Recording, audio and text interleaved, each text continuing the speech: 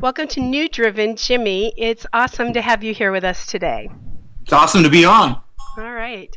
I have to ask you first, because New Driven's sole focus is on independent rock. So what do you feel are the pros and cons between a band being tied to a major label as opposed to being independent? Well, yeah, there's lots of, but the pro for me at least is that you kind of are in control of a lot of the, every step of the way you're in control of, from videos to artwork to, how your guitar's tuned and everything like that. The thing about a label is they're basically there to make money, and then at least fill their pockets. But, so it's kind of one of those things where you have somebody higher up pushing you to success, but they're lining their pockets. So it's kind of one of those things. Nowadays, it's so kind of rough out there for bands to kind of make a living. That it's kind of like you don't need somebody ripping you off. You need somebody helping you out. Right. But I prefer to kind of in the past, a lot of the artists that we kind of grew up on, they had people that worked at their record label that believed in them, and nowadays that's kind of few and far between. The labels kind of are, there to make money, and it's kind of like not a lot of, artist support or artist development in that, area, which is kind of sad because, that's what you kind of, as an artist, you kind of need somebody there to, How do you do that for yourself, being independent? You basically kind of have to, you got to work a little harder, but, it's that much more rewarding. But, yeah, you really have to kind of push yourself to, sometimes, a lot of the, stuff can kind of be a drag sometimes, creating music's, part of the fun, but sometimes, business and all the stuff that goes along with it can kind of be a drag. But I just try to motivate myself, eat my Wheaties in the morning and all that stuff. What's the best part about being in the music industry? Connecting with people that you kind of, it's really a cool connection because,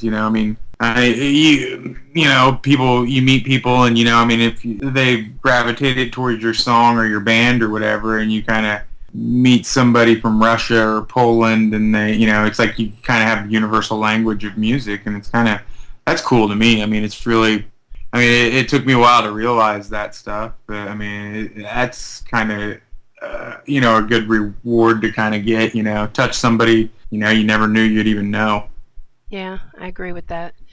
So you put together Puddle of Mudd. You were kind of the impetus behind the band. Is that correct? Yeah, Wes was the last guy we had joined. It was up to me and my drummer to pick out Wes and this other guy, and Wes was way better than the other dude. So it was kind of like, I was 19 years old, and it was like back then you didn't have, Facebook or MySpace or anything like that.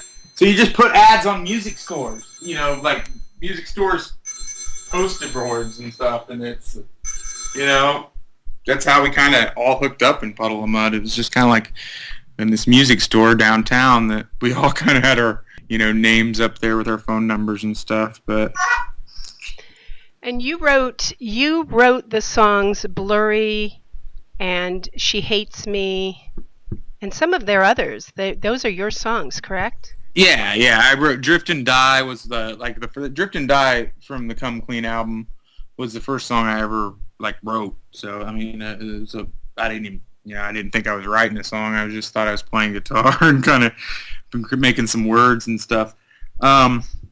Blurry was a song that kind of was it was a co-write. Me and Wes did it together, and I had the initial idea for a long time. And She Hates Me was the same way. I had the whole idea for a long time, and there was no record companies beating down our door then, but Blurry was like a thing that is pretty cool because, Doug Ardito, the bass player in the band, we didn't even know each other, and, it's like he got to contribute to Blurry, and I think, a lot of the magic in Blurry has to do with Doug, and it's like it came years later after, 5 or 6 years later after I initially wrote the song. Wow. And Doug kind of added the harmonic part on the beginning, the acoustic guitar harmonic part, which is really I think makes the song.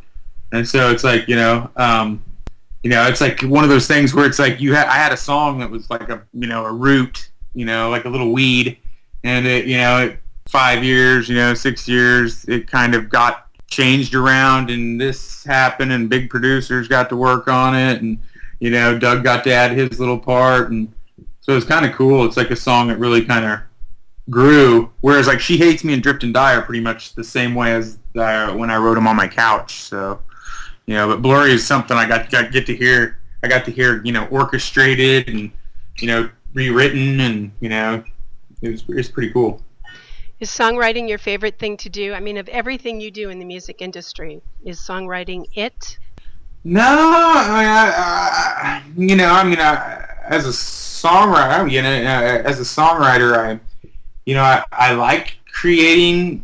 I like coming up with ideas from scratch and kind of seeing where they go. But I would say just being able to perform in front of people would be my number one thing. But in a close second, working in the studio, working on songs would be another thing. But it's I have my insecurities with songwriting. I think everybody kind of does sometimes. But sometimes you kind of have the mojo, and then sometimes you're like, I don't know if I really have anything to say. So